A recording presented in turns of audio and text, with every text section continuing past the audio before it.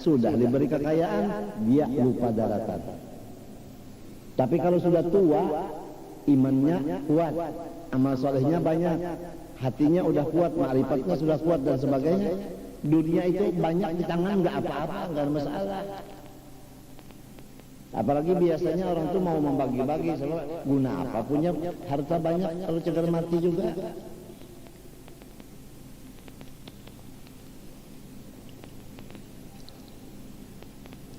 Ya sebentar aja hidup di dunia. Napas kita yang masuk, apabila tidak keluar lagi, habis. Keluar napas tidak masuk lagi, jiun. Jadi sebentar, dunia ini sebentar. Di dalam yang sebentar ini pula tidak ada lepas dari kesusahan. Kadang-kadang sakit kepala, kadang-kadang sakit perut, kadang-kadang sakit pinggang, macam-macam. Yang sebentar ini.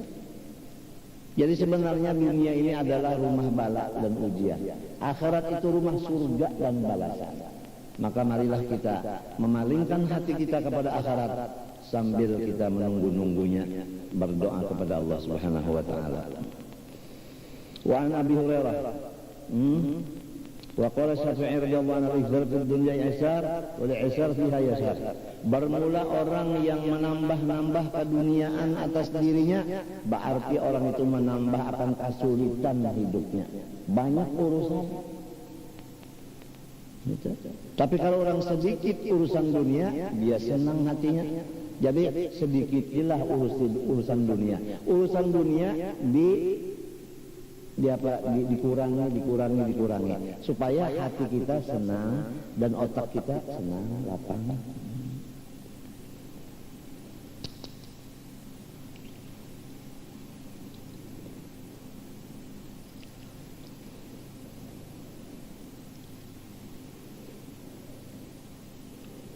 Wa qala Hamdun al-Qassar idza ijtama'a iblis wa junuduh lam yafrahu bi syai'in ka farahihim bi thalathati asya'.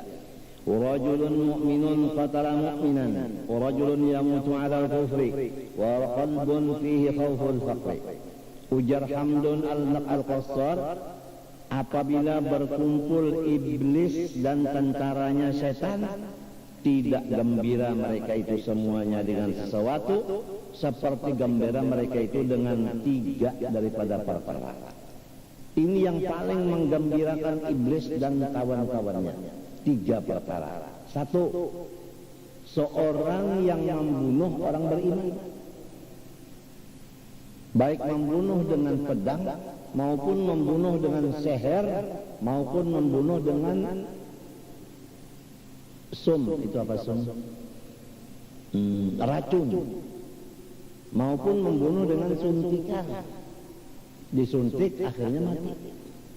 Itu ada kan suntikan yang terbatas tuh, setahun misalnya mati kalau diberi suntikan itu. Siapa yang membunuh orang beriman dengan apapun cara bunuhannya itu, maka ini menggembirakan kepada iblis dan kawan-kawannya. Nomor dua, seorang yang mati di dalam kekafiran. Kan mudah aja kan anak mati kafir. Mbak sudahnya, ini ada perempuan. Perempuan ini Nasrani atau bukan Muslim. Kita orang Muslim. Terjadi perkawinan antara Muslim non Muslim. Akhirnya si suami ini kalah, ikut kepada agama istrinya karena cantik istrinya, jadi jadinya mati kafir. Ini pun menggembirakan kepada iblis dan teman-temannya. Jadi satu kali beriman tetap beriman, jangan mau iman hilang gara-gara perempuan yang satu itu. Kita harus memilih orang yang beriman dan salehah. Kalau ingin selamat dan bahagia. Nomor terakhir, yang paling menggembirakan iblis dan kawan-kawannya yaitu satu hati yang di dalamnya takut kalau tidak mendapat rezeki. Ya Allah, coba kita periksa hati kita masing-masing. Apakah ada di hati kita takut kalau aku susah? Kalau ada sifat itu menggembirakan kepada iblis. Kita punya Allah, Allah milik kita, dunia dan akhirat miliknya Allah, di tangan Allah. Kalau kita memilih Allah Ta'alanya, dunia dan akhirat akan diserahkan.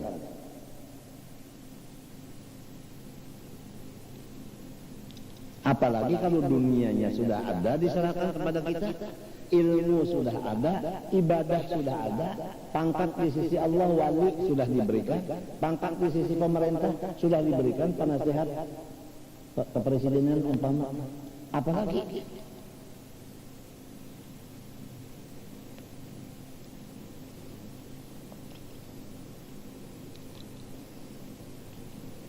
والثاني حفظهم من الاعتقادات الفاسدة والنهي عن التكلم فيها فيما جرت بين الصحابة والحث على التمسك بما في الإحياء كما أنهم كذلك. Nomor 2, daripada yang diwasiatkan orang-orang tua-tua dulu kepada anak cucunya, khususan daripada Sadah Al-Alawiyin, yaitu menjaga anak cucunya daripada akidah yang sesat, penyembahan kepada yang selain dari Allah. Ada yang menyembah matahari, masing-masing itu. Ini dijaga anak cucu jangan sampai akidahnya, tauhidnya rusak.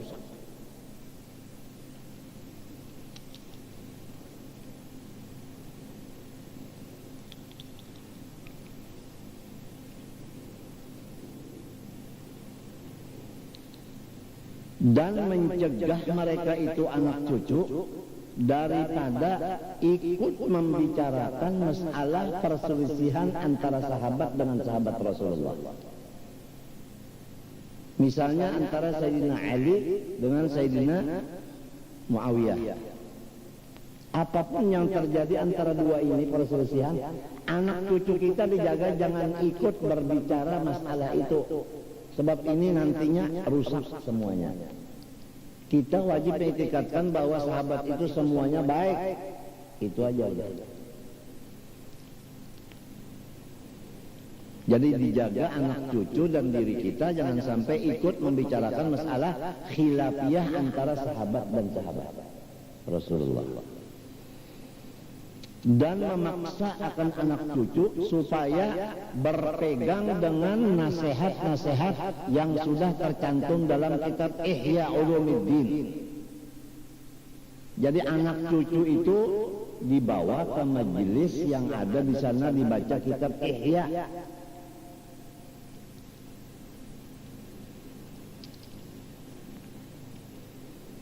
Hatta qala Sayyiduna Abdurrahman As-Saggab radhiyallahu anhu fi asna'i kalamih, "Man lam yutali' al-ihya fama fihi haya." Siapa tidak memutola'ahi kitab Ihya, maka dia belum punya sifat pemalu sedikit pun. Jadi harus kitab Ihya kita miliki, bisa membaca, bisa mengajar, harus. Kalau tidak, belum punya sifat pemalu. Maka apabila pemalu belum ada, iman belum ada, bahaya. Alhamdulillah di majelis kita masih dibaca Ihya. Alhamdulillah.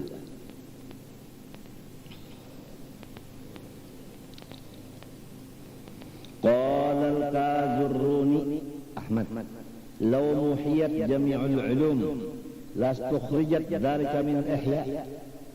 Ujar Ahmad Al-Kazurruni, jikalau semua ilmu udah habis, niscaya dapat dikeluarkan ilmu itu di dalam Ihya, semuanya ada. Luar biasa kitab Ihya Ulumuddin. Apalagi sekarang kitab Ihya Ulumuddin udah diterjemahkan dengan bahasa Indonesia. Di Inggris bahasa Inggris, Perancis bahasa Perancis. Luar biasa kitab Ihya karangan Imam Ghazali ini. Masing-masing menterjemahkan dengan bahasa masing-masing. Sebab luar biasa isinya. Nah, mudah-mudahan anak cucu kita bisa membaca Ihya dan mengerti isinya, supaya bisa sifat malu kepada Allah, malu kepada makhluk itu bisa tercapai, imannya sempurna. وكذا سيدنا أبو بكر العيدروس العدني رضي الله عنه كان مشغوفا بمطالعة الإحياء وتفسيره حتى حصل منه نسخا عديدة. Habib Abu Bakar Al-Idrus Al-Adani bin Abu Abdullah Al-Idrus, beliau ini masghufan syadidal hub, cinta sekali dengan mutalaah kitab Ihya, dan menulisnya kitab Ihya dengan tangan sendiri, sehingga beberapa nuskhah tulisan tangan yang sekarang alhamdulillah kita beli di toko aja Ihyanya udah terjemahnya ada di toko-toko buku. Bacalah tiap malam mau tidur, bangun tidur sedikit. Jangan baca koran aja, surat kabar aja. Baca Ihya yang udah dijadikan huruf Latin untuk kita memeriksa diri kita masing-masing. Wa qala qadal Ihya an yakuna Qur'an, ujar beliau, hampir-hampir Ihya ini menyamai Al-Qur'an. Luar biasa. Wa kadzalik walidu Asy Abdullah Idrus. Nah, bapak Sidin yaitu Abdullah Idrus berkata, nafa'allahu bi, kana masghufan bi Ghazali. Beliau ini hobinya membaca kitab yang disusun Imam Ghazali. Semua kitab Imam Ghazali dikuasai oleh Habib Abdullah Idrus. Begitulah Al-Idrus, Al-Aidarus.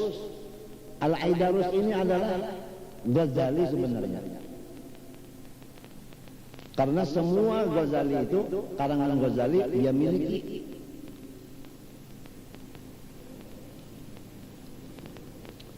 Wa kana yukthiru thana alaihi wa yad'u an-nas ilaihi biqawlihi wa fi'lihi. Dan beliau Habib Abdullah Idrus memuji kepada Ihya dan membawa manusia-manusia dengan mengamalkan isi Ihya. Wa yahuttu 'ala iltizami mutala'atihi wal 'amal bima fihi. Dan beliau memaksa kepada orang-orang supaya menuntut Ihya Ulumuddin, belajar Ihya serta mengamalkan.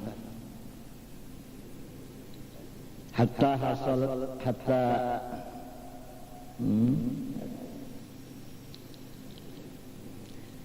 hasalat fi zamanihi bisababihi min Ihya nusakhun adidah.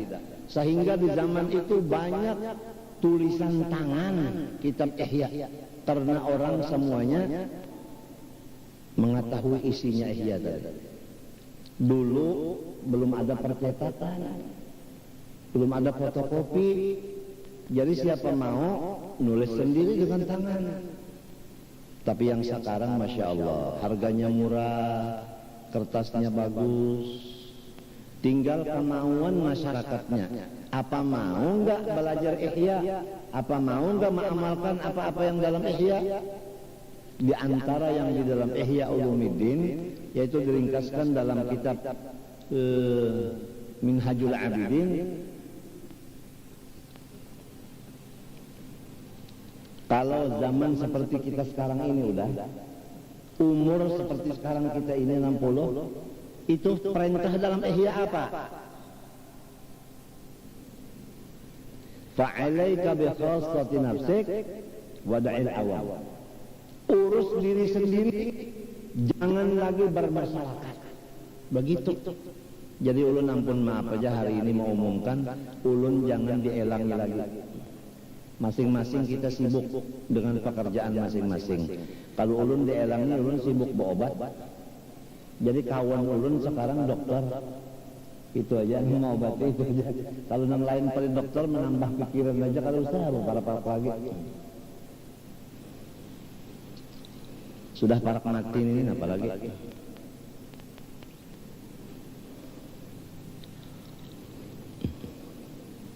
Ini ada 2 dokter dari Surabaya datang menunggui.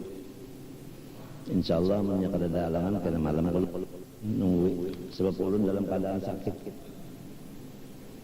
Tadi dapat izin dan sidin lo bacaan lah ya, bacaan sidin nak melihat juga kan apa aja sidin waktu lo bacaan karena parutnya, dadanya, paru-paru, jantung sebagainya. Sudah tuhuk kita bakal robot, isi bakal robot berpandar ketawa. Mbah berdapat bapandera tertawaan, kalkangan, pemakanan itu sudah tuhuk. Kadosa lagi sudah masing-masing memikirkan sang mati aja udah. Jadi sekali lagi ulun ampun maaf kepada jiran, kepada keluarga. Ulun kan tapi kalau dielangi lagi habis saya udah karena sakit. Wa min kalamihi la syai'a anfa'u wa la arfa'. Bukti akan kitab yang disusun oleh Imam Ghazali.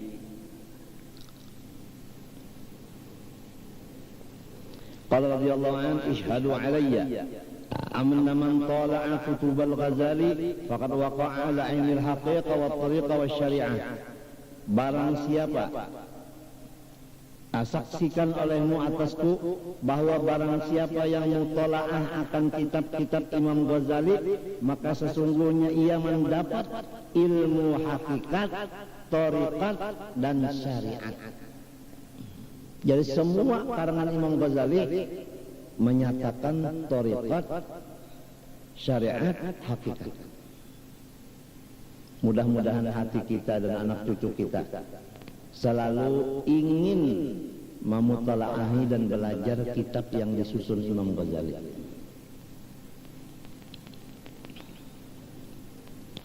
Wa man arada an yanzura ila lawahid tawari'in awamil ma'arif wa tariqatil qaum fa alaihi bi kutubil Ghazali.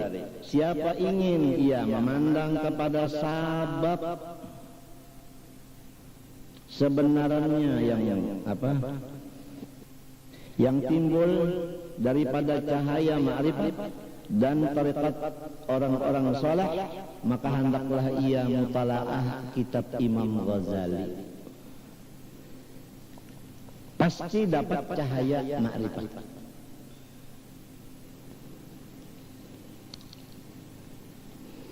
Wa mawdi'u ridallahi ta'ala wa rasulihi sallallahu alaihi wa alihi wasallam mutala'atul ihya. Ini penutupnya.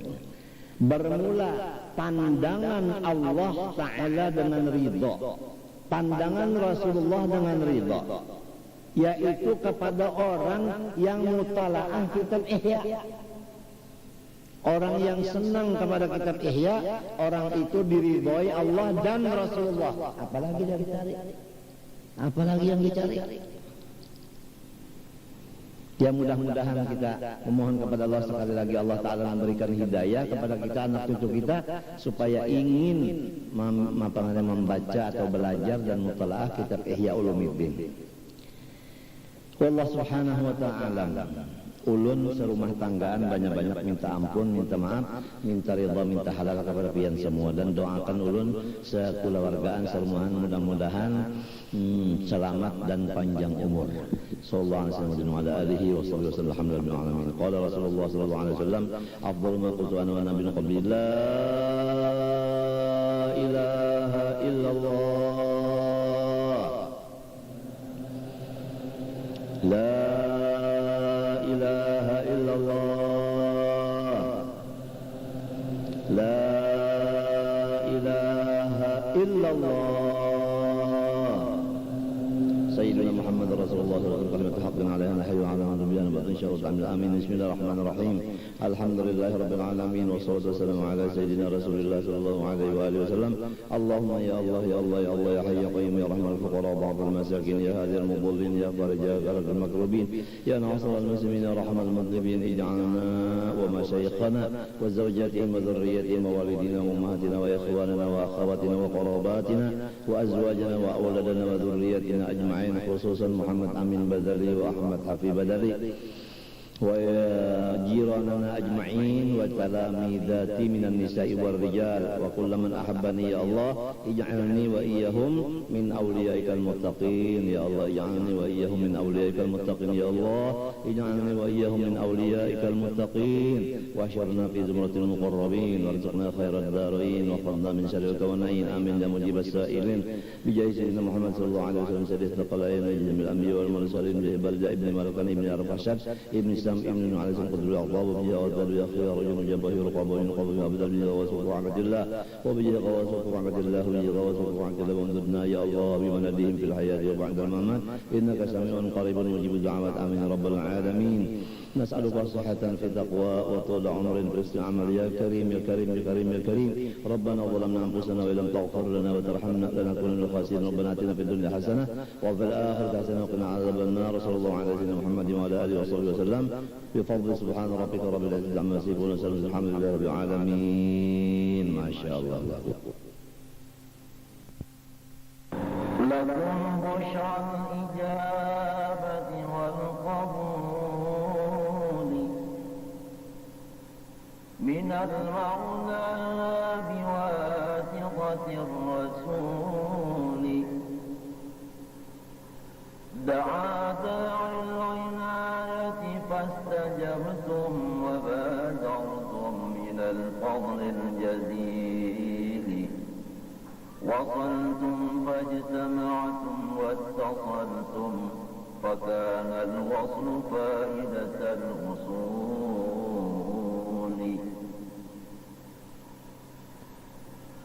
نزلتم في منازلنا فزادت بكم شرفا تضاعف بالنزول.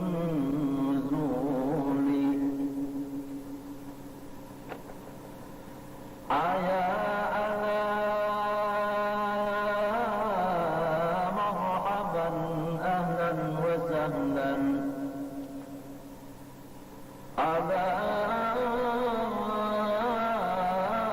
يا مرحبا أهلا وسهلا بكم يا نسل طه والبتول.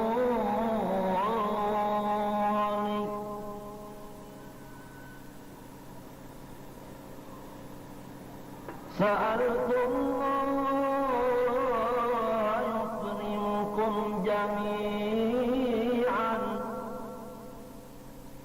وكل الوافدين بكل سوء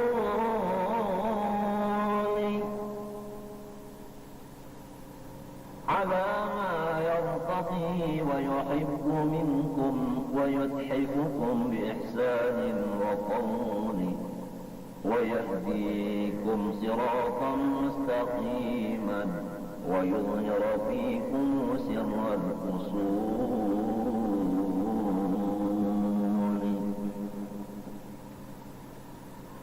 ويجمعكم على التقوى ويحيي بكم سير الجهابذة الفحول من السلف الذين بهم بلغتم مقاما عز في المجد الأثيل.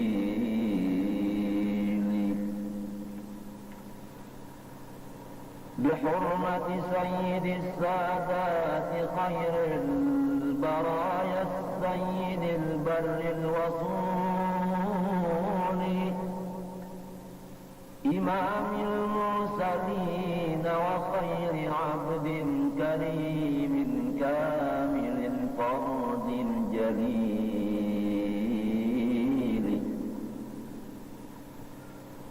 على فوق العلا عزا تعالى وحاز مراتب الشرف الأصيل. حرمت الكمال فلا شريك له فيها وجل عن المثيل.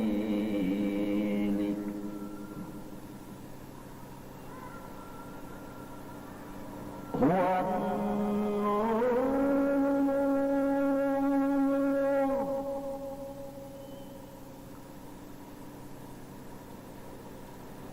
النور المبين به اهتدينا هو الداعي